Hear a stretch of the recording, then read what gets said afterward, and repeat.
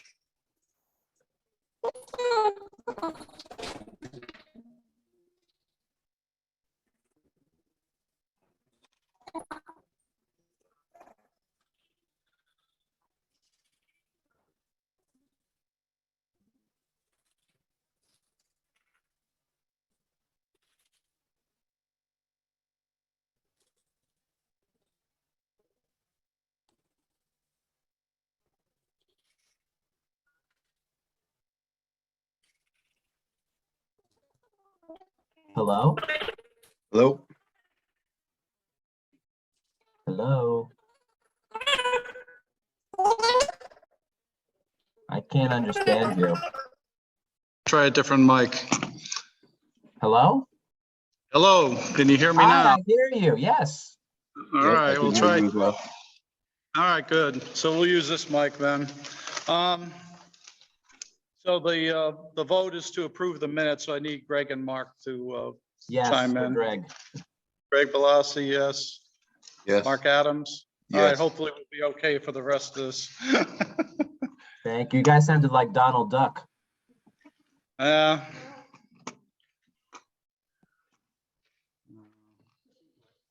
was gonna make a Disney joke, but I think I'll avoid it. Nothing good there. Yes, I know. Exactly. Just thinking the same thing. There you go. All right. Next order. What's the next? I don't have the agenda in front of me. That's it. We're good. All right, that's you. Go for it. Hopefully you can hear me from way down there.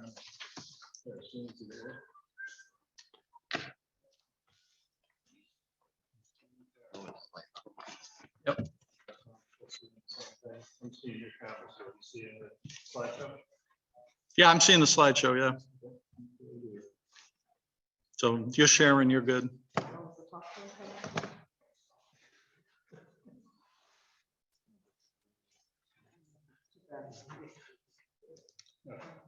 Hopefully it'll work.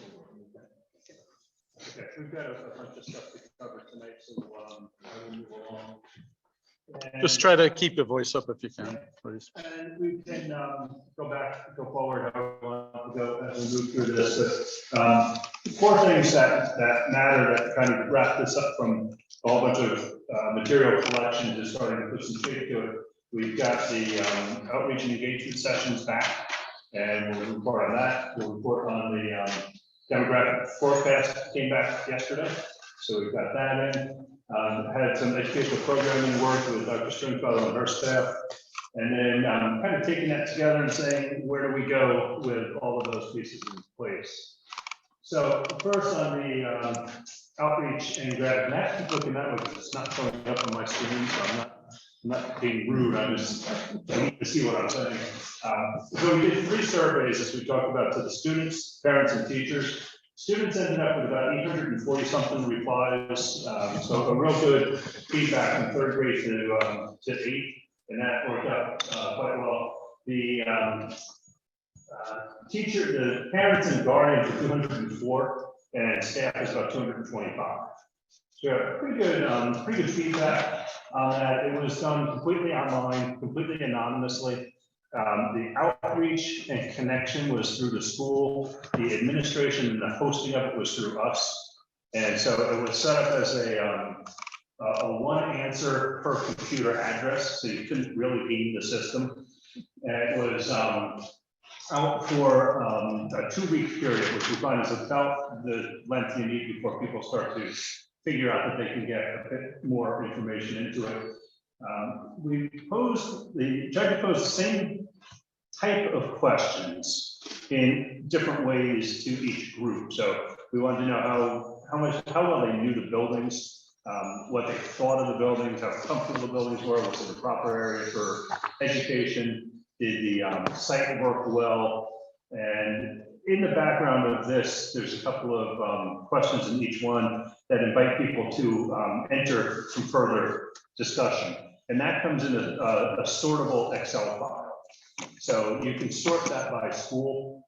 And so you can see within any particular school how the kids see the safety in the school, the playground, the classrooms, the lighting, the temperature, and same thing with parents, same thing with the teachers. So quite a bit of information that can be delved through on that. I pulled out a couple that the shortest survey was, I think, 14 questions, the longest was 20.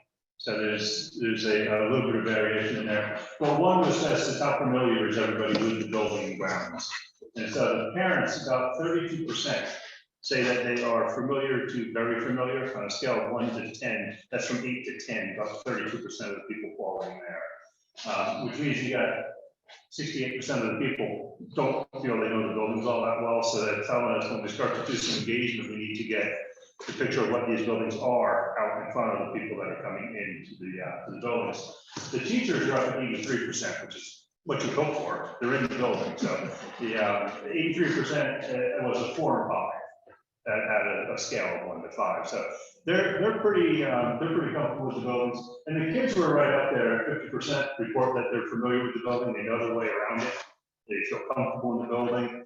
Of course, 50% is at the other end, but you see 1 through 4 are very small numbers, and chances are those are kids who either just moved into the building, misinterpreted the question, or just answered low to start with. One question that we did ask the kids directly was, how safe do you feel in school? And of 100 and whatever it said, was 141 replies, 620 said either safe or very safe. So it was a 1 through 5 question, and we ended up with near on 80% of the kids saying they felt very safe at school, 70% of the kids. So that's always a question we like to get the kids to answer very, almost yes or no, because it's giving us some areas to start to look at as we go through. Comfort within the classroom. This one we have teachers and kids because the parents typically aren't in the school long enough to know. Teachers gave it below average, less than 5 stars. And they're the ones who are typically in a single classroom most of the day, least amount of opportunity to get away from the classroom. And they're also the ones who know the limitations of the light and heat and everything else. So that's about what we expected, given what we saw in the physical condition of the buildings while we went through it. The kids, on the other hand, 46% said light and temperature are good, very good. So they're there for a different reason. We see different things. If we've gotten them also answering really low, then we start saying we need to look deeper into the facilities than we already have. Safety and suitability, we did this for both the buildings and the parkings and driveways and walkways. So in the from the parents, the majority feel that site circulation is safe, but those who feel it could be better are very close to the same percentage. So you're doing pretty good, but not super good. The parents' point of view of how do I get in and out of the site. Teachers are split. It's close to the mirrors between very good and good. And that's pretty close to what the parents are seeing too. So kind of telling us that the sites from adult point of view are doing pretty well. The students had a number of aspects that they would like to improve. We didn't ask them to rate, but what do you think? And this was coming down to the playgrounds could be better, the sidewalks could be better, there's not enough to do.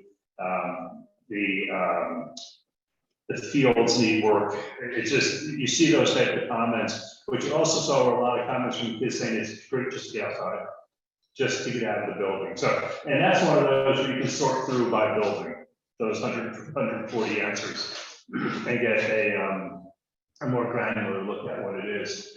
And this was satisfaction with the school building as a whole. The majority of the parents were neutral, which is kind of what you expect. They're not necessarily educational experts. Your kid doesn't come home and complain every day. So we're going to be somewhere in the middle of that scale, 1 to 5.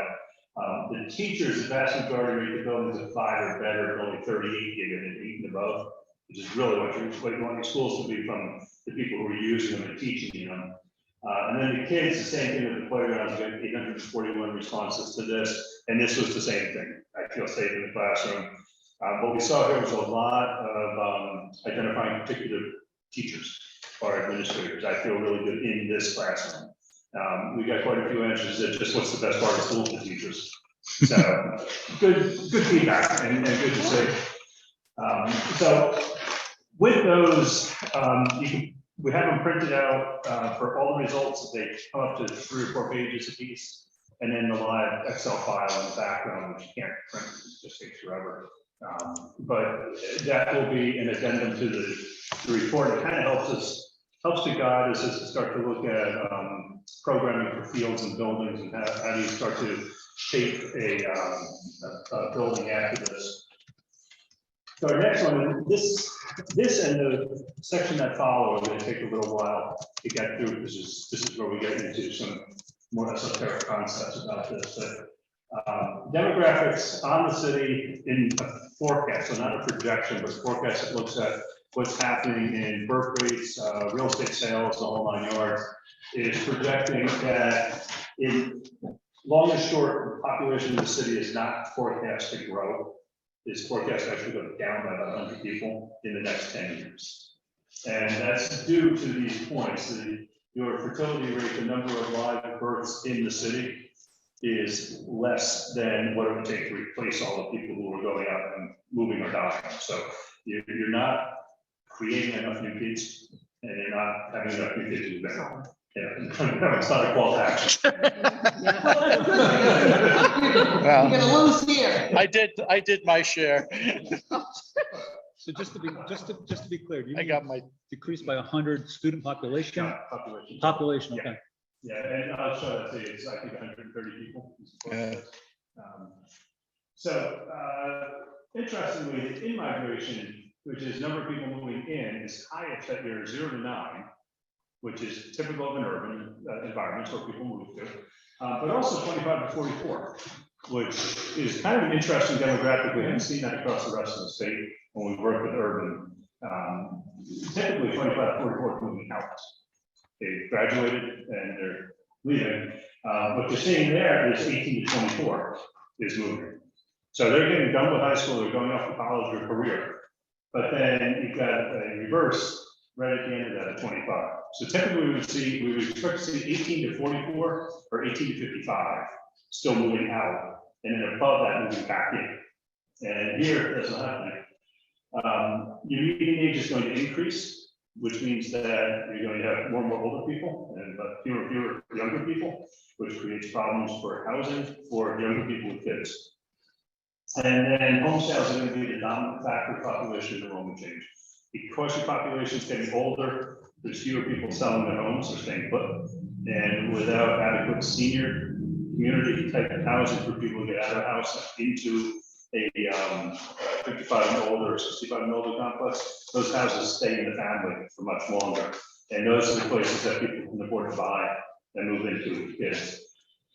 So total forecast is enrollment forecasts decrease between 2021 and 2026, and then come back up. And the total enrollment in 2031 is expected to be almost exactly what you had in 2020. So close enough. The nice thing about that is it makes it much easier to program schools, because you're looking 10 years out with a pretty flat enrollment number. So this is total number of people in the district. They do it by school catchment area. So it's just where all the kids come from, and that's all the people that live in each one of those areas. And so in the fifth column in where it says 2025, right after the change, should say 2031. I've got to correct that in there. But you see right now, we're at, in 2020 at 40,150 people. In 2025, it's 40,070. And in 2031, it's 39,850. So it's about 1,300 people difference in population. So you tail off to about 1,000 people, which correlates with your younger people, early middle-aged people moving out, and your population getting older is correlating to that. And then we look at enrollments. This is total elementary, K-5, 2012 and 2021 projected to 1,910 in 26, and 2069 in 31. So at the K through 5 level, you're looking at a projected change of 57 kids in pickup. So across all of your schools, certainly something that can be accommodated. And so this is just a pretty bar graph of those numbers to show how it did a little drop off in 1920 to 2021, which was attributed in most cases to COVID.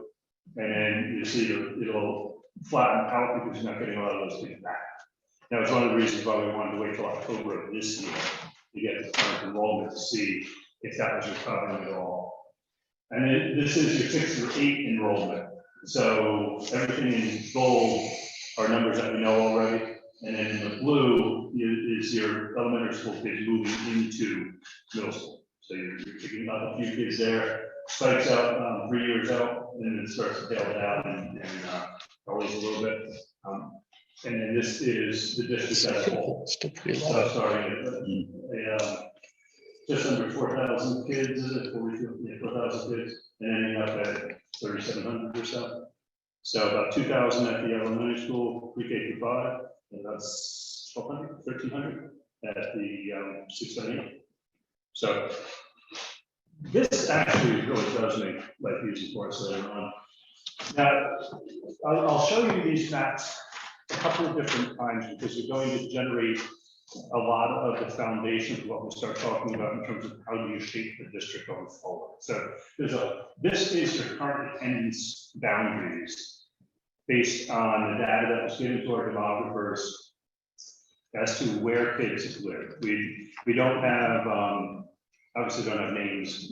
This is not gender or race or anything else driven. This is where are they? And you can see that the number of kids that you're picking up with long blue pieces on Moriarty. And picking up a whole bunch of kids. Then you've got these little pieces flaked out in and around the area. This is the one we showed you the last time we met. This is the first piece we had. Then they go into pieces like this. So this is for Stanton.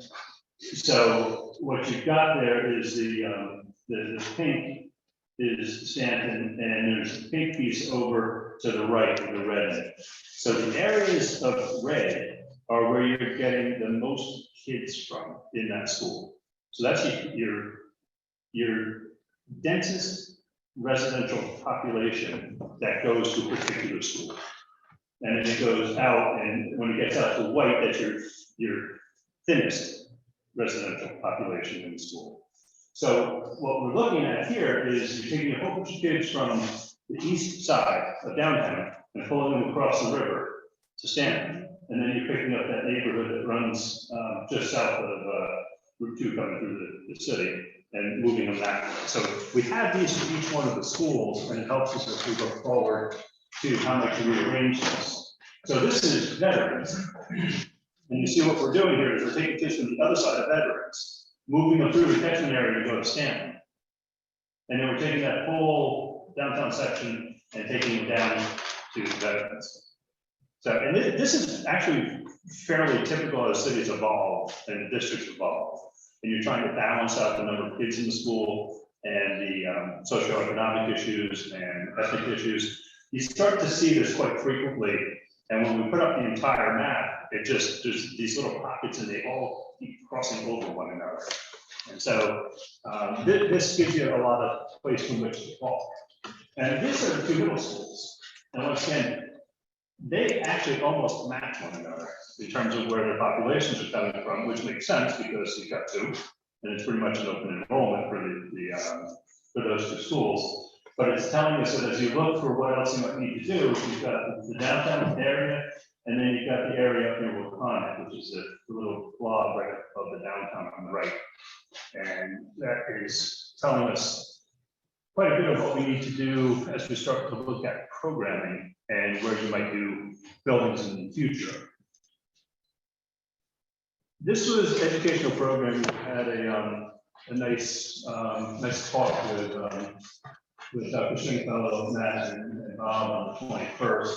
A couple of points that came out in dialogue back and forth that were real clear is there is some new potential legislation coming up that's going to increase the stringent guidelines for interior air quality, and that's going to, if it's adopted, is going to fit on top of the lighting and the noise that Connecticut has been adopting over the years, or the sound attenuation. And it's going to make it more and more difficult to get older schools into compliance without more complete rebuilds. So it's a piece of legislation that is causing concern for people already. There was a stated desire to better align enrollments across the district. I'll show you later on when we come back to enrollments what we mean by that. You've got one school with 209 kids and another school with almost 400. And so you've got a disparity in the enrollments and size of the schools, and anything with that big of a disparity starts to become an issue of how do you keep parity, both in curricular offerings and what's in the school. And to understanding that some of them are just, some of the enrollments are just too small, down below, down close to 200 kids, and you can't justify nurses, you can't justify the staff that you need to truly run a school and make it equitable and achieve parity. The magnet school approach for the entire district, because you're rolling out the entire district, was just seen to be fiscally untenable now. The funding from the state's not there, and you never want to rely on what becomes a grant program. So you better set it up a long time ago and made it how the school is run, which works for a more condensed city. It gets tough for you guys because you stretch so far north-south that transportation becomes a real issue. And so we talked a little bit about what's called the Princeton Plan, which is a city in Princeton, New Jersey, about 10 years prior to Supreme Court mandated integration.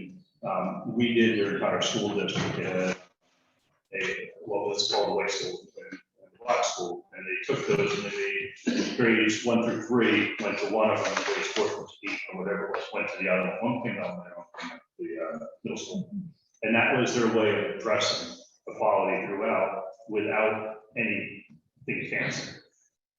It doesn't necessarily work in a bigger city. For instance, it's kind of small.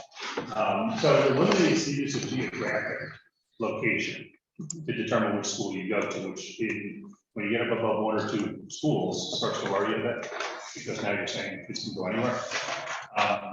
In a district that is such as Norwich, with large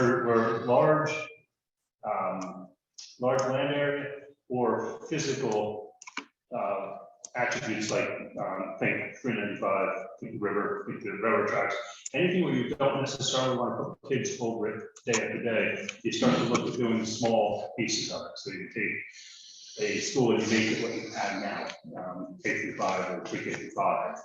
And now, so that's essentially what you're doing is that. And now the difficulty is in balancing enrollments, which is what we're talking about. So we talk a little bit about what's the ideal size. This starts to then draw into how many schools is it reasonable to run. And there's a certain factor that are generally called the economic thinkers, and these are people who say 800 to 1,000 kids works in elementary school because I get a level of economy between staffing and size of the building and what I can offer from curriculum. So there is an educational component to it. There's another group that comes from the educational side more frequently, and they say it's somewhere about 350 kids, where you can really generate that connection between a teacher and a kid. And the teachers know the kids, they know them from when they get into when they move on, moving through that. So research has shown that the significant negative effect in an elementary school starts at about 800 kids. So a school of about 800 is when you start to see the tail off. And prior to that, you see negative effects of kids feeling disassociated or not really fitting in, feeling like they're not getting enough attention. At about 800, you get what researchers call significant negatives, which is continual discipline problems, continual failing, left behind, family disassociated from the school. Teachers in smaller schools, which is typically fewer than 400, have been research demonstrated a better connection between the teacher and the kids. And the range most often recommended for elementary schools is 300 to 500, somewhere in there. What's interesting is that research is showing us that with a balanced mix of socioeconomic kids, 500 students is about the real operable school, because it's enough of a mix socioeconomically across it, and it's big enough to offer a variety of curricular offerings. So that seems like an anomaly until you start to look at it planning wise and how that might work. The statement at the bottom was from research, and I've always liked it, it's not impossible to have a good large school. It just gets more and more difficult. So the bigger it gets, the economic approach starts to take precedence, and people start to say, you don't need that much staff. You can do it with less staff. And that's where you start to see the problems in schools, is that interaction with the kids. So then we say, what happens if we know that no matter how you move forward, you move forward in the schools, because you can't, and I'm getting ahead of myself, you can't make a case for running 7 schools. So what happens if you go over 400, and we're saying that whether, and this is where we get more over architecture and school planning and educational planning, whether you're doing 400 students or more, look at getting houses or a school in a school type of setup. And you're trying to get to a threshold where each one of those components functions at the level of the school itself. So cast back to the previous slide, 300 to 400 people in each one of those sides of the school. So now we're talking 600 to 800 kids. But a school that's truly divided, that might be a pre-K through 2, 3 through 5. And pre-K 2 has some advantages in Connecticut, because by Connecticut law, you don't need to be in a grade assignment until you're 7 years old. So if you do pre-K through 2, which generally gets you to a 7-year-old, you have the flexibility of going up and down with curriculum course offerings. That's what the Kids go 3 to 5, and now you're into grade structure, but in a much smaller school. You can move kids when they're ready in those first 3 The world grades. here, as we go forward in terms of academies and houses, that's more of the curricular side, the educational side. And so we'll try to stay on school within school, small school, something like that when we talk about it. And if you hear academies and houses, academies are typically career oriented. It's teaching to a particular way, which you see in some European countries all the way down at the elementary school level, Germany in particular. The houses have a common curricular focus. So there you're sharing a common curricular focus, but not necessarily the common housing area. So you're looking at trying to teach across that. The one at the bottom, academic teaming, was popular for a while, and that's where the teachers who are certified to teach a particular grade range would move up with the students. So, and that you can do in virtually any of the schools that we'll be talking about, because if you took your early childhood specialist from pre-K, and I'm assuming that when we say pre-K, we're going to use certified accredited teachers to teach pre-K. And that was take a pre-K teacher all the way up to grade 2 and move up with the kids. So that they're seeing the kids' emotional and social growth as well, and not just handing off. And then your handoff for the kids is between, in that case, between 2nd and 3rd, and then 5th and 6th. So that's kind of out of our alley with as planners, and but you want to make sure that you don't exclude that. So back to our demographics for a second. You see at the top, and this one, you need to think that little way of this. The Stanton and Moriarty go from 391 and 395 to 437 to 429 in 10 years. So those guys are actually in a pretty sweet zone right now. Huntington goes from 299 to 308. But when we look at where the kids from Huntington are coming from, we realize that that's kind of an anomaly there. And then Han and Uncas are going from 200 to 200, 220, 233 to 227. We're not getting anywhere. And veterans and Wahonic are actually dropping from 230 and 230, 230 to 210 to 209. So that's telling us we're going to have a tough time doing this. Yeah. Yeah, we kind of figured. Yeah. So here's our kind of Otherwise we'd already be done. school system. Is essentially the same size 10 years from now, but it's not. It's not gonna change enough to make us worry about where else you can build something. Continued reduction in enrollment in 2 small schools, very slight gains in the 3, and considerable increases in the 2 at the top. So now we get a little bit of direction thanks to the demographics that are coming in. Elementary school enrollments of 2,100 kids hit us. Get a couple of different ways here. 7 schools of 300, essentially what you're running now.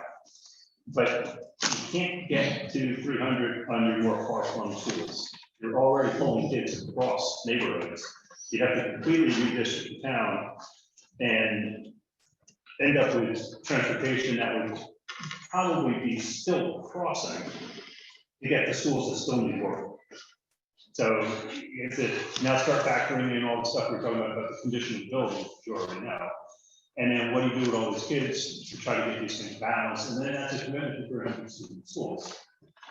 So we've got 2 approaches. We're thinking, go out on a limb here, that 7 schools doesn't work, logistically, staffing, fiscally, you're just investing in a whole bunch of buildings, some of which are oversized, some of which are undersized.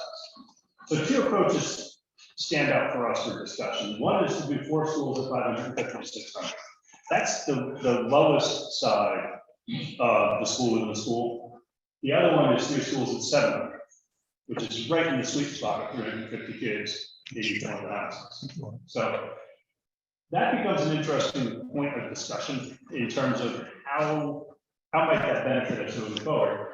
Either of these would address capital, logistical, transportation, curricular, and configuring them in houses. I think the only way to really make this work, because otherwise you're going to have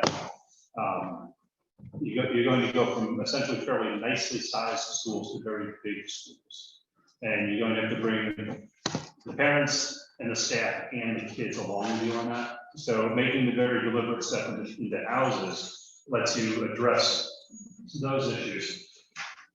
So then we went into where and how, which we really started to talk about. What do you do now? Now that we know that. I'm actually working with another district whose favorite statement is if what, so what? Yeah. And that's how we do all of our transitions with them. Oh, that's true. And what do you do? So this is what you're running now: 14 buildings, 7 elementary schools, 2 middle schools. Very nice. This is off of the 2018 plan, 2019 at the top, and we just have crossed out what in that plan was told to come offline and not come offline and change shape and whatnot. And then this was the current thinking of getting to 8 buildings, 4 elementary schools and 2 middle schools. And so I took all the stuff that goes away. It's no longer a school day by day. It's not saying get rid of them. I've never advised you to get rid of a school if you think you might ever need it again. But this was what the district would look like. And I'm advocating that you take over Preston because I didn't know where to put the other schools. I used to joke with the first selectman who I used to play, the old first selectman I used to play softball with, that, you know, we were going to raise a militia and invade, you know, I but just need a little bit of room. That's how I get down here from where I live in Foster and it's not over. I don't think it would take a lot. They probably wouldn't even notice. It's true. So here we're taking Huntington School, making that the central office. It's a good size, kind of decent location, close to the highway on that. Moriarty, Stanton, Uncas, and a new school. And so in this, Stanton would essentially be a new school. And that's our next step, so I don't want to get too far ahead. And we'll go back to population centers and start seeing the issues come with this. And then we're talking about balancing out Kelly and teachers, so that you're at about 650 kids. The thing to remember with elementary schools is if you program them for 90% usability, 90% efficiency, you can add 7 or 8%. So if you're adding 7% to a 700 student school, you're adding about 40 kids, not much more than that. If you do that across the entire district, you're picking up 200 kids a year, or you would be forcing to build out of it. Because I think, because one of the concerns I know we talked about was being able to absorb the population from one of the either charter or parochial schools if they happen to close up. So, and what we could do with this very easily is when we get to the next step, when I'm done tonight, I'm going to say, here's what we should do next. We should establish what that possibility might be and where that's located and what the potential of that happening might be. And that would let you pick school sizes. And because what we can do, it wasn't in your RFP for services, but one of the things that we can do now that we know where all the kids live is if you figure out where the schools are going to be, we can have we give it a proper go back and map out where your attendance boundaries would be for a particular size school. So that's a different step there. So this is taking more time and using it for adult ed, virtual learning. I have a little bit of angst about that because that doesn't get you out of all the work that building needs to be ADA compliant. yeah. And so I think next time we talk as a committee, I want to be able to come back in and go, I think we might be better looking at this. If there is a different building, I just don't think, as much as I like that building, I don't know how you get that thing compliant without a huge investment in it. So let's see the buildings out of the discussion for right now. And then in this one, 3 buildings, 650 kids at the middle school, 700 kids at the elementary schools, and you don't go take over Preston. So that's really kind of the only difference is you have this other school that's floating out there. And one of the reasons that the 3-school approach is particularly appealing is if we go through this for each one of the schools and you see where you're getting the kids from, this is Moriarty. So remember we had that long blue piece going through, and its highest concentration of students is down in the city. With one piece up just south of the school, and then further down is like a brownish area, which is a bunch of residential development. So you've got a swath of kids who are moving quite a ways up to get to that school, and then up at the top near the condo, little crossroads there is condo setup. The one next to it is on the right is Stanton. Okay, so this is Stanton, and this is what we saw earlier. We're picking up a whole bunch of people from over in the city area and taking them across other catchment areas. This is Uncas, and you see now we're taking some from Moriarty up above, and we're crossing over Stanton, and we're crossing over Veterans, and we're going across the river, and we're getting Uncas. So, and I'm sure that after a while you're gonna say, I know this, because if you've been involved in the school, you've known this story for a while. This is Huntington, so we're taking this southwestern portion of the city downtown and moving them up near 395, where we have a dearth of residential. And then this is Mahan, and not much happening there. That red flatters to deceit, that's just the neighborhood right next to it. We're all 210 kids. So it's they don't go by number of people, they don't go by percentage of the people from that area that go to that school. And then it's just a neighborhood around the building. It's the same thing as Mahan. No big surprise there. And then this is Veterans. So we're calling from the city and down. And we're not picking up anything down south because we know when you drive down, there's very little down there. So what it's telling us is we've got this, which is essentially what you're trying to address. This is the 2 middle schools, and that's your population center. And that's pretty much clear for the elementary schools and the middle schools. We could almost just work off of one of these 2 maps and figure out where everything needs to go. The reason I said the 3-school option keeps rising to the top for me, and I'm just the advisor, you could tell me to go back somewhere. The ideal location for the 4th school would be somewhere along the east side of the city, which is right up against Preston, which is where you wouldn't put it from a land planning point of view, and there's not a lot available. So you're looking to shoehorn a building in there that is going to be fed from 1.5 sides of its catchment area, because Preston's not listening to kids. And it's going to be a very difficult place to find a piece of land big enough for school. So you almost start to say, if 4 schools are interesting, and you look at 4 schools other than the 3 we mentioned previously, probably not, there's nothing really over there. And if not, can you take 2 and build 2 new? And now you're just into what's the return on investment? Where's the money go, which is the next step. Yeah, I think when we originally talked about when I'm talking about the facilities review committee, we talked about a new school. Part of it was logistics, you know, at least to me anyway. So I'm speaking for myself here, but not only the need for space, but you know, the act of actually rebuilding the whole K-8 system, except for Kelly, was going to entail you know, moving kids around and that kind of situation. So, you know, that was a consideration too.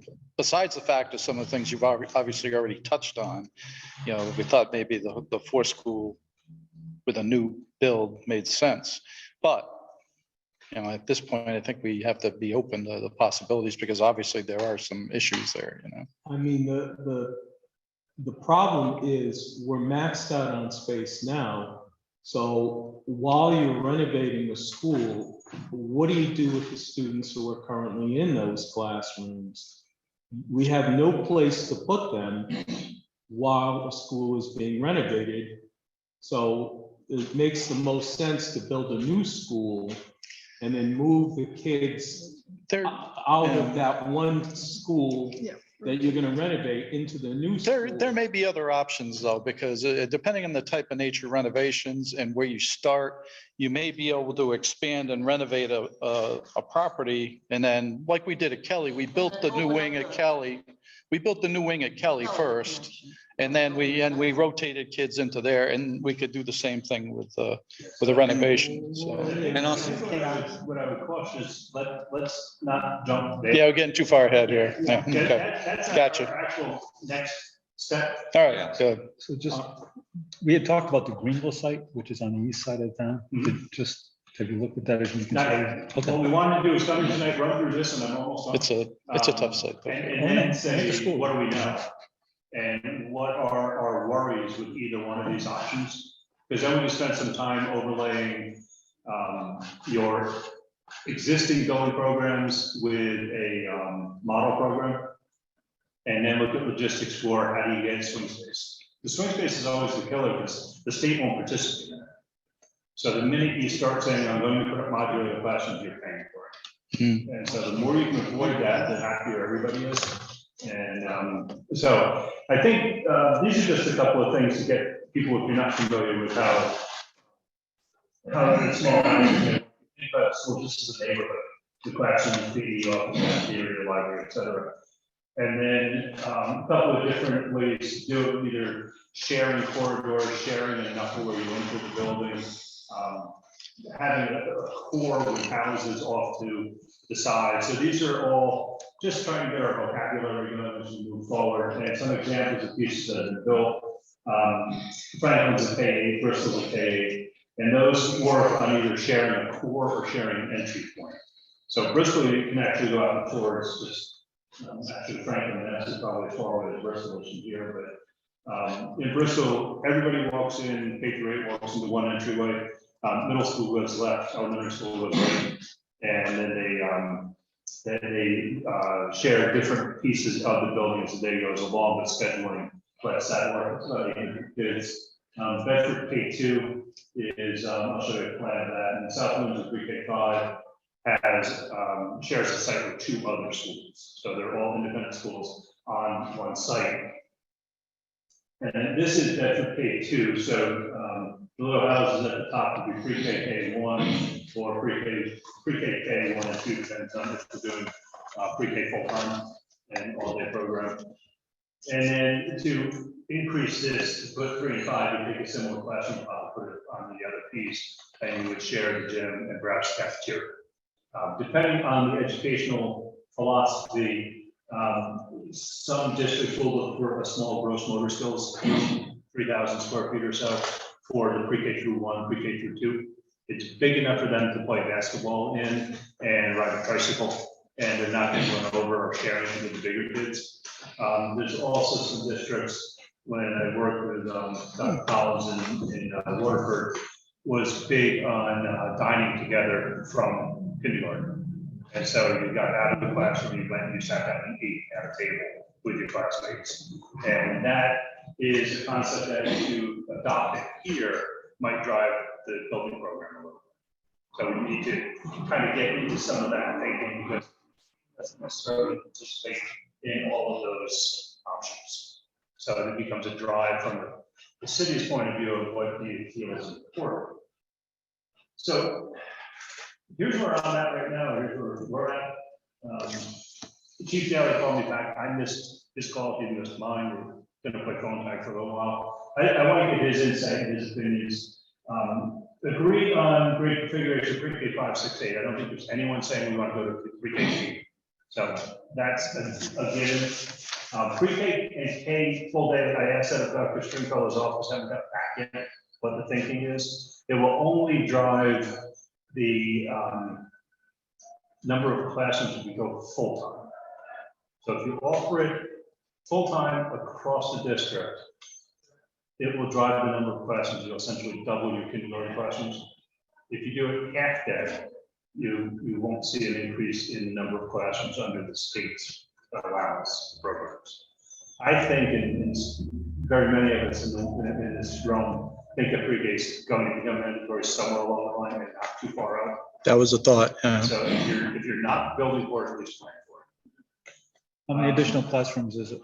How many additional classrooms is it? In a 350 student, you're probably only talking about 3. Because, and you'll have all the other space for it already.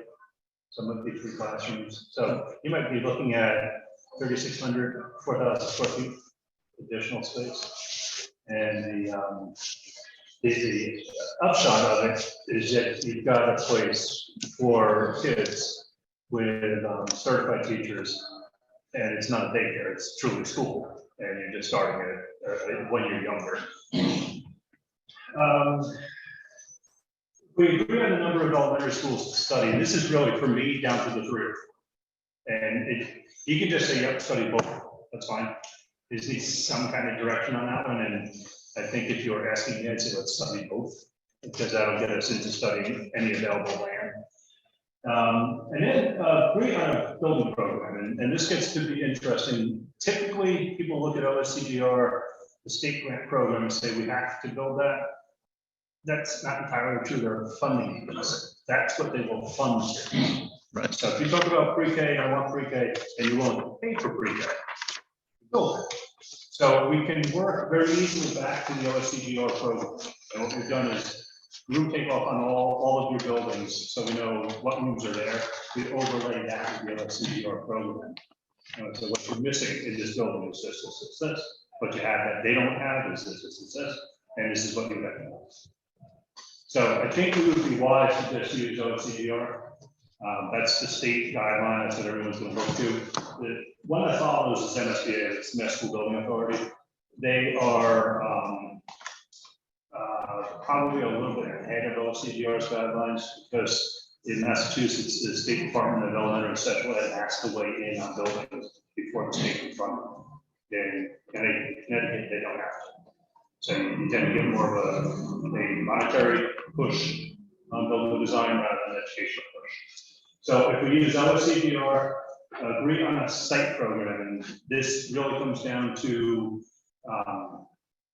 if you start from a new site, the state uses a guideline of 10 acres plus 1 for every 100 kids. So you're looking at 17 acres.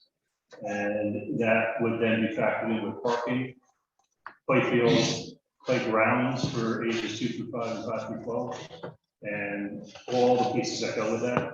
So what we would typically do with a setup like this is probably be Moriarty would be our model, because we know it has a ball field which belongs to the school. And we can take that and say, if you use Moriarty as your model, here's how everything fits up. And then here's how it compares to the other two, would be Stanton and Memphis. And here's how that would fit on, here's what goes in, here's what doesn't go. And then, There may be other opportunities with Moriarty too, so as far as the property surrounding it and stuff. that's So, good to know.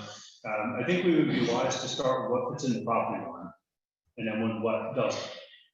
And then we can start to look at what else might be around that. And then we have comparisons, what I just talked about, this overlay program for the buildings and the field, develop some test fits, and then identify and research potential sites, just going back to what else we need to do.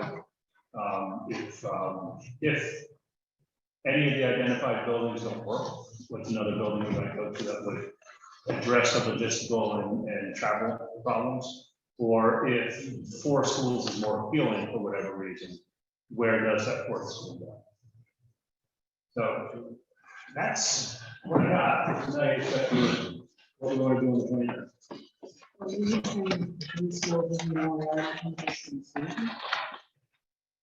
Yeah, those seem to be the sites that have the most flexibility and the most potential. And Stanton only because of the size of the site, not because of the building.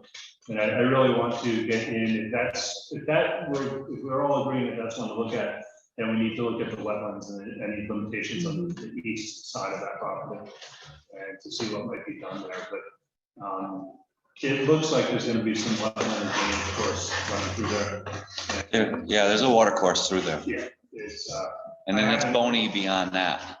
what's that? It's bony beyond. That's what I thought. Yeah. I did a real quick look at the GIS, Hmm. just for topography, to make sure that we weren't just getting into a swamp. But it looks like this is water course. Was he referring to? Was he referring to? So The Stantons. Yeah, okay. that's what I've got on this one, Mark. This planning for the 29th, but if you want to wrap back up through what we were just talking about first. all right, so obviously, we also have a meeting scheduled for, I think, the 19th, which is our regular meeting.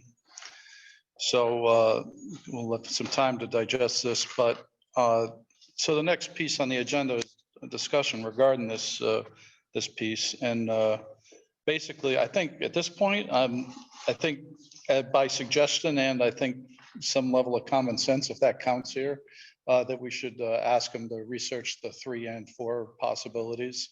So, and to go with that. Does that make sense? So I'll ask for that in the form of a motion, I think. By Bill Hull, second by Stacy Gould. Any discussion? Seeing none, we'll do a roll. Oh, go ahead, Peter. Peter, go out there. Do you want to say something? Yeah, Go ahead. so my concern is that, drop the word concern, that we're getting a little bit ahead of ourselves in that it seems like if we go to discussions on the 29th, as far as the town, that we've already set our sights on 3 or 4 schools, and yet we haven't laid out fully why. I mean, it seems to me that. Well, we're we need just to- looking for more information, really. at this No, I understand point. what you're saying, but it's like we're headed down the path. Mhm. We've already decided that we're gonna go from X to 3 or 4. And to me, that's I'm not saying it's the wrong decision. I'm just saying it seems like we've already predetermined to the community that that's where we're headed without cost analysis of where we are today. Without, How I would probably say it in the 29th sure. is this committee representing the residents of the city think that this is what we should consider. We could be wrong, and that's why we're getting everybody together. Because it'd be interesting to see if the pushback, if any, on the number of schools that would close. That's always the tough part. Right. And so I think I appreciate where you're coming from. You don't want to go in there and seeing as a foregone conclusion. but you need to go in with enough information to engage in a real dialogue.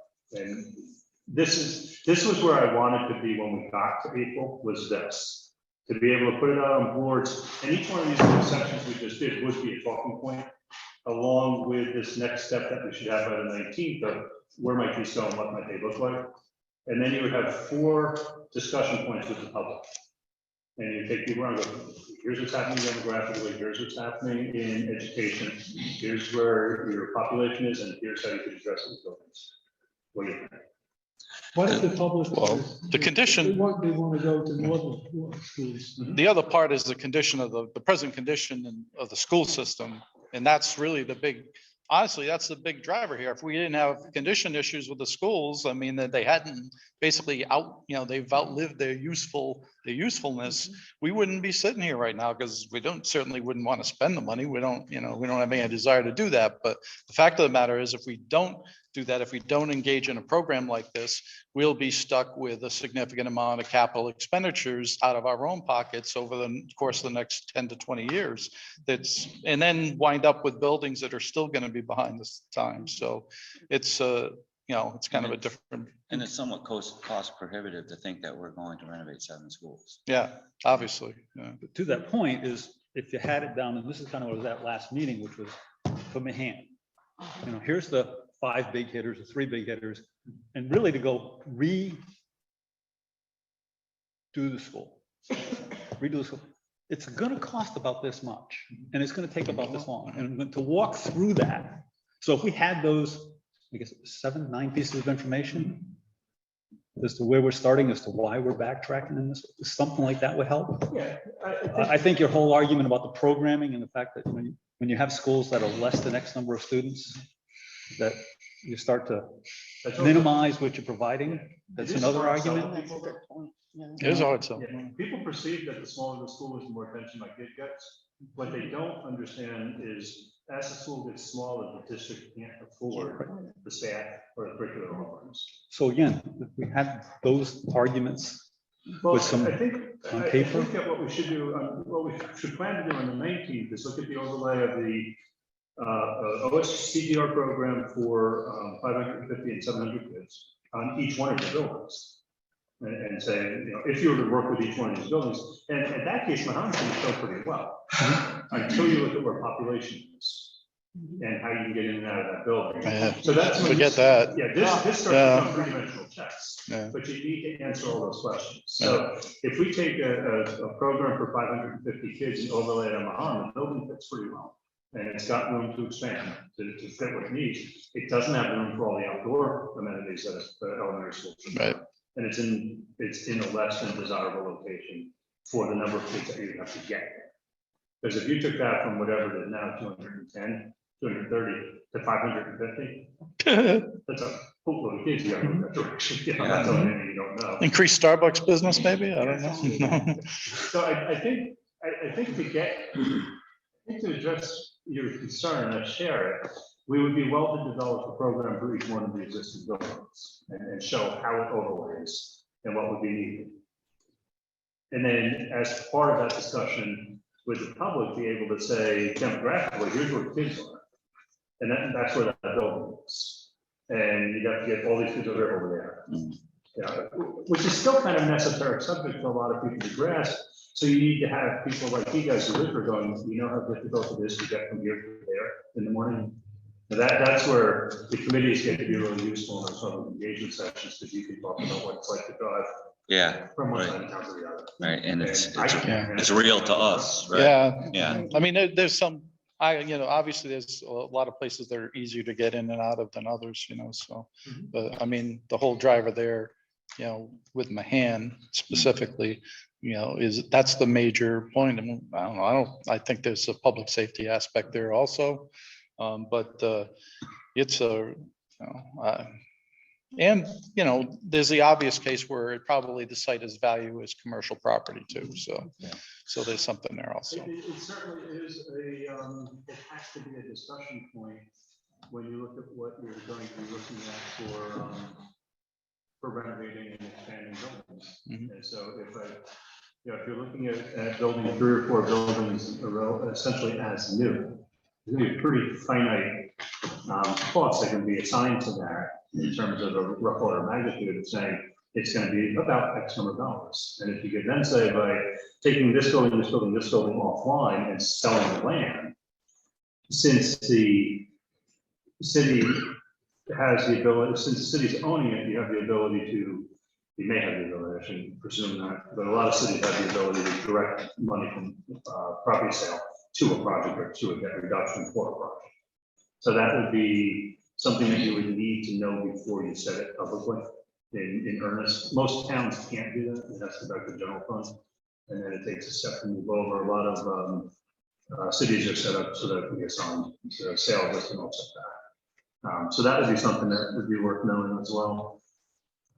But yeah, I think if when we meet on the 19th, we'll have another meeting like this with a whole bunch of stuff to go through and digest, and then have to come up with maybe that fifth station. So building condition, demographics, educational program, distribution, a district of the future. So how do you overlay? What's it look like? And start to gather some public input on this. Now, the next meeting is the 19th. Right. When do we have information we could look at? Because right now, I'm drinking from a fire hose. Okay, so you come in, the presentation is great, but it's, teaching my head is full. And where my learning style is, if I had something that I could read ahead of time, for argument's sake, a week, we put it on the shared drive, and okay, this is what I'm thinking of presenting. Because just for myself, the amount of information you presented, I can't give you the guidance to how to go. Oh, I know. I've been calling through this one since Sunday and trying to pare it back and get it to stuff that can be digested. I think what would be fair is, well, I could put this on a thumb drive for you, Mark. Yeah, sure, but yeah, well, or so we can post it and stuff anyway, but You have the demographic study, which. yeah, I was just gonna say too, is the superintendent was asking if she could get a copy of the enrollment study Yeah, also. we just got that in yesterday, so I can post that down to you. Okay, Tonight's presentation perfect. and, the survey. results. Survey. All right. So if we post those three, and then test bits are relatively quick. If we're gonna meet on the 19th, I'd like to see if we can get them to you next week and post them. No, because I agree with Peter, it's just, we're almost making a decision tonight to tell you we're going to go to 3 or 4 schools. Yeah. And I'm not comfortable. Yeah, no, we're only talking about tell them to continue to research, at this point. Then the next meeting, we tell them we don't like that. No, it's That's time entirely lost. possible. And then back when Joe's comment. Well, we wouldn't be doing anything in the meantime. When so. do we have to bring this? When does the final package have to go to vote? Well, we gotta make a report to the council by the end of June. So I'm setting that as a, more or less a deadline in pencil, but July would be the latest point that we really could wait to get anything Mark's done. desire would be the end of June. As Joe pointed out last meeting, we have the option to kick the can down the road if we need to. Some period of time, they can hold a special election or whatever. No, you're not gonna hold a special election. Yeah. Just only because if you wanna do a special referendum, that's where you send things to die. So, because there's a requirement by charter for the amount of turnout and stuff.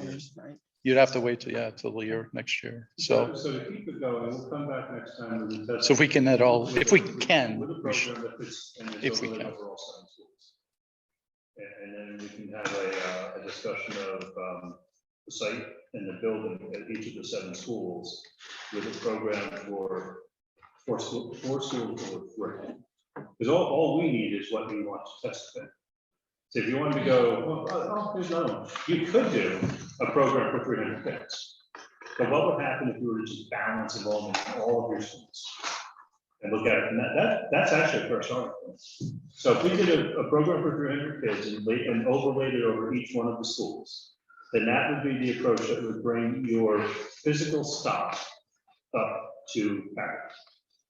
And you'd have to readjust the fence areas and whatnot, which you didn't do anyway. And then there isn't really one that makes sense at 6 schools or 5 schools. The 6 is kind of an oddball size. Yeah, it's in between. I'm just doing the math in my head. What do we have for enrollment for K through, If you have pre-K 2,100 through? kids, it's just Yeah, right. divided out that way. So, yeah, so it's, 330. yeah, And, yeah. whereas with 7, you're at 300, which is pretty cool. And then if you went to 6, into 2,100 is, yeah, it's like 330, 340. It's almost 7 schools. And so, and then 5 is going to be the same thing. It's going to be about 400 kids. 5 arguably would be worth looking at, except you get a long grade range. You look at pre-K to 5, so you don't get a real lot of cohort movement in each grade. No. So you would have more kids and you'd have to put them all in the same. Yeah, you'll end up with. You wouldn't- With too few kids. Yeah. To really get the benefit of the social interaction. So whereas when you go in a.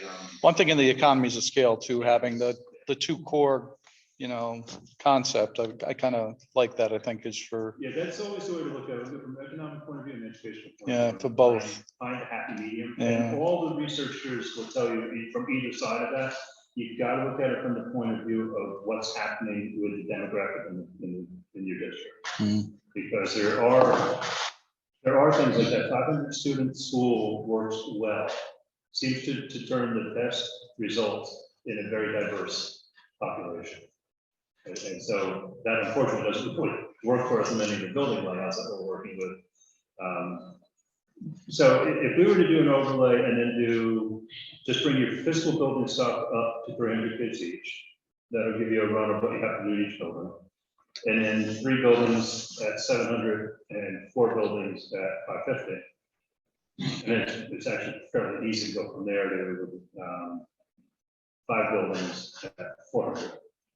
Which is really just about there. And then the one that doesn't make sense is 6. 6 I think that would drop.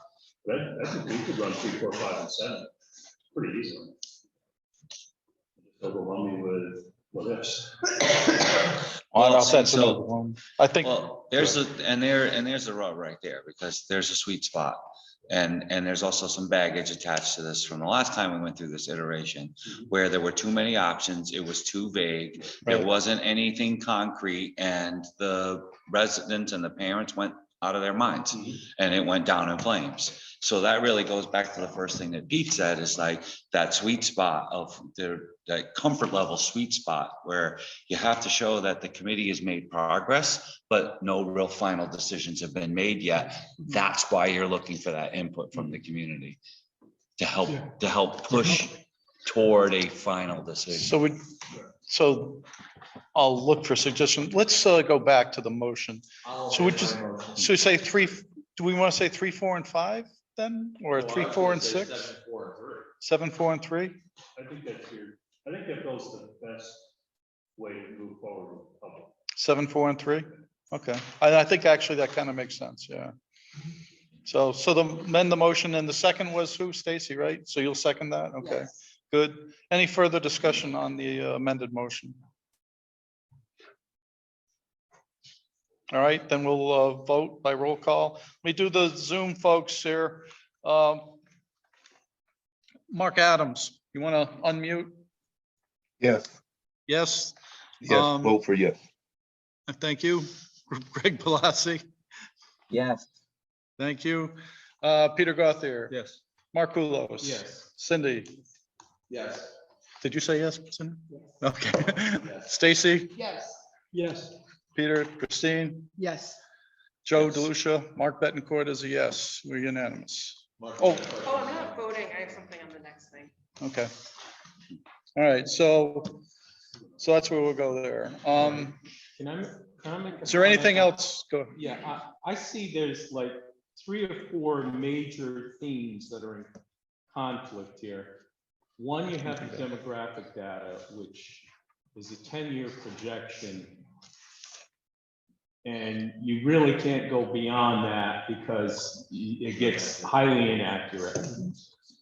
And then you have the life of the building, which is 40, 50, 60 years. So that's in conflict because you have a projection of how many students are going to be in those schools and how big you build the school. And then you have the funding from the state. How big can we build? Is there an allowance for an overage, or it has to be based on what your current demographic data is, or the projected demographic data? It's the highest projection in 8 years.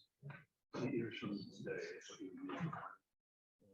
So fortunately, you can see pretty well. Yeah, unlike most of the state where enrollment is going in those. Or others that are growing so fast, that you can't keep up with them. Right. Sometimes they're now in them. But what you would do is you would plan the building for the addition of classrooms to each one. If you go with houses, you plan for additions at each one of those houses. Because your core pieces don't change much for the growth that you would have. So you gym wouldn't get much bigger, library would get much bigger, cafeteria stay about the same. So you could add in essence 2, 3, 4 classrooms.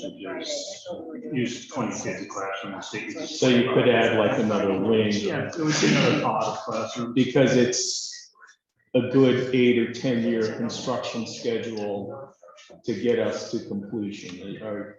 So by that time, demographics may change. What would happen is for each grant that you put in, you would update your demographics. So if you did this on let's say a 5-year long cycle, so you make it 7 in between. So the next building you went in with, you would upgrade your demographics. Wouldn't expect so much to change. So between the first and the 5th building, you would then be forecasting out. And if you had to increase the size of a building, it would be on the last building you built. And it would probably be not so much that it would be different than the previous buildings. Right. And see, like what we're doing with two districts in Massachusetts, as they're coming up to their last building, they're going back to the previous buildings and putting classrooms on them. And then they're building the next building at a bigger size. So if you set these up with each one of the buildings that you do with an area for expansion, and then you got to where you're contemplating your last elementary school and your enrollment projections are growing, because now, the city's turned the corner, it's got different schools, it's got this, it's got that, and people are moving in, then you could jump back and say, well, I need 2, 3 classroom additions before I build that next building. I'm thinking ahead 8, 10, 15 years. What is the Norwich Hospital property going to be? Is that going to be a major driver of jobs in this area and an influx of people coming into Norwich, like the casinos were, and kept our population? I mean, we were losing population when EB was going down and Pratt was going down, and then the casinos basically saved us and brought in all this population. And then you have the other thing of the red zones where the people are. That's our rental areas, which is typical for young families. They're going to be in rental housing. I don't see that changing. So those red zones are going to stay where they are for the next 15, 20, 25 years. So that population core is going to be where it is. It's not going to move. Just one correction, it's April 26th. I probably have it right in my calendar. I just want to make sure, so, yeah. So it's all balancing these huge themes also of demographics, length of facility, and it comes down to the question of 3, 4, 5, or 7, how big the buildings have to be to match our population. But you said you can adjust it at each iteration of a build. When a school is completed, we get the okay, the CO, whatever from the state. And then we submit new demographic data. So it's an ongoing process with demographics. Typically what you see with a district that's going to address its schools very systematically, be it Hartford, Waterbury, New Haven, you guys, you'll have a plan that will say essentially every year, every 2 years, like Waterbury did every year. When we got done writing their plan. You guys could very well go on every 2 years, and when we get to the end of this, we'll talk about that. And you would be updating your demographic projections before you did each grant application. You need to. And it would give you a chance to establish the standard for what the design would be, not in this is what it will look like, but this is how it can be expanded.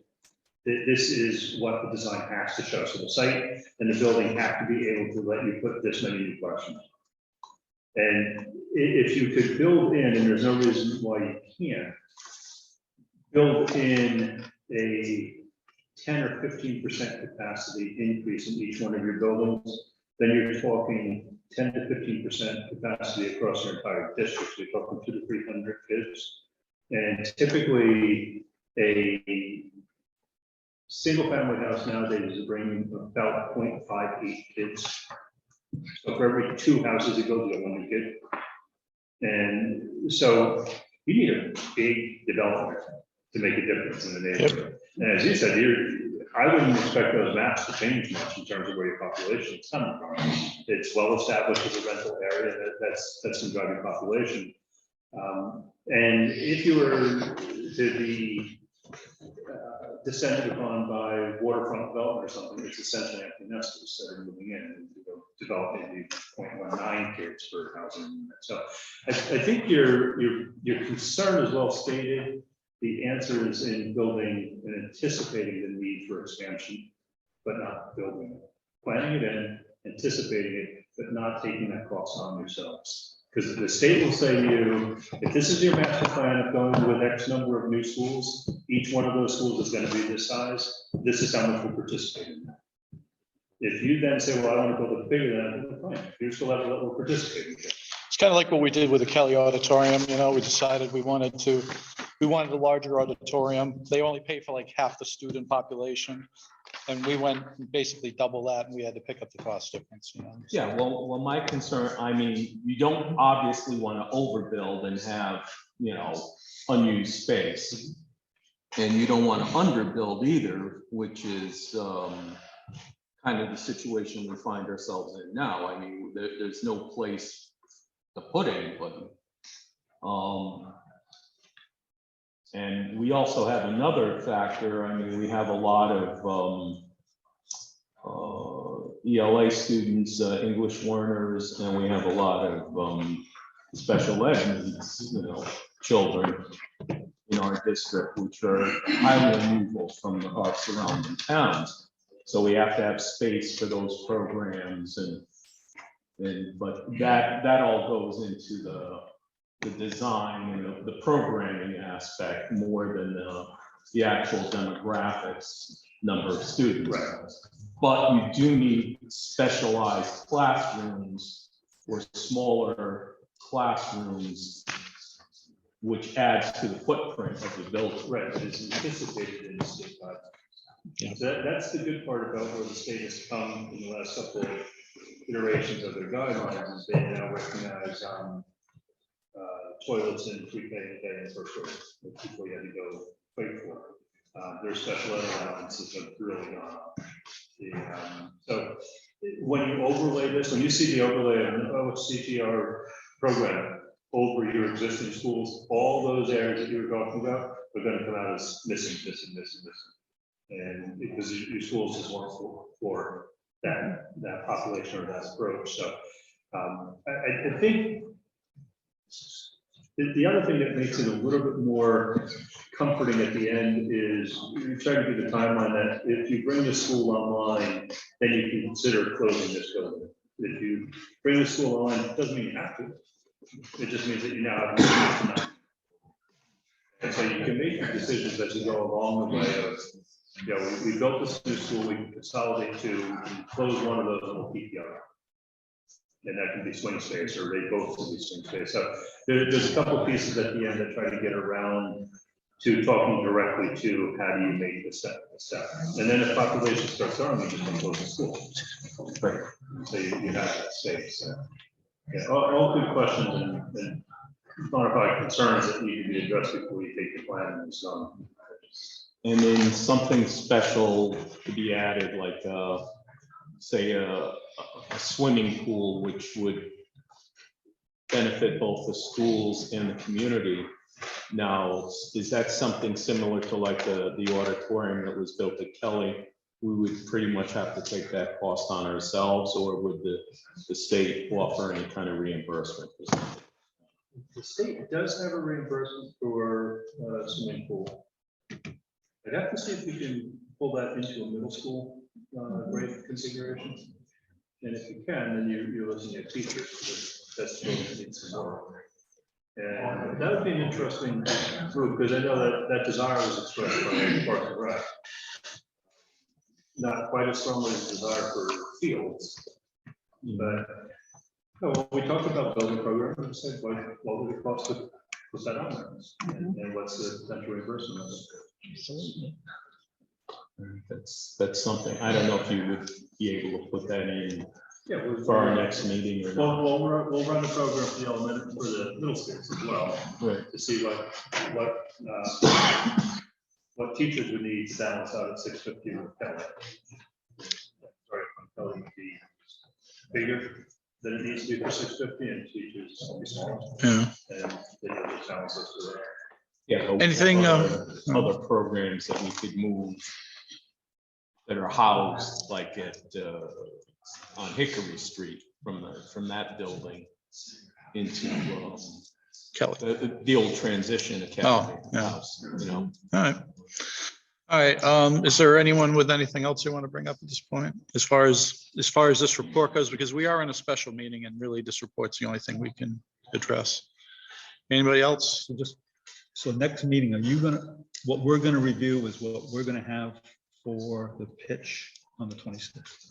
Is that the intent? Yeah, primarily it would be this stuff that we did tonight, hold around for public discussion and the overlays of the building program. That last piece that we didn't do tonight, because I thought that you guys will mislead me.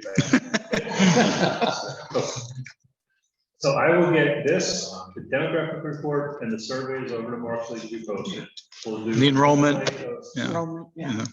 Enrollment. Yes. Yeah. Yeah, I call it demographic. Okay. All right. That's how they, Whatever. Okay. And then we'll get building overlays, and we'll post those. Okay. And then we can kind of prep the public engagement session and a review of all that information. We should be able to get out of that one on the 25th and be ready. All right. So on the 19th, we'll be talking about those items then. All right. At least reviewing them. All right. With that said, I think that concludes our business for the evening. Motion to adjourn. Thank you. Second. It can always depend on Stacy. Second by Mark Kulos. In order, Mark Adams. Motion to adjourn. Unmute. There you go. Yeah, I'm good. Greg Balassi. Yeah. Peter. Yes. Mark Kulos. Yes. Cindy. Yes. Bill. Yes. Stacy. Yes. Christine. Yes. Joe DeLucia. Mark Betancourt. So yes, we stand adjourned at 7:59 p.m. Thank you, everybody, for participating.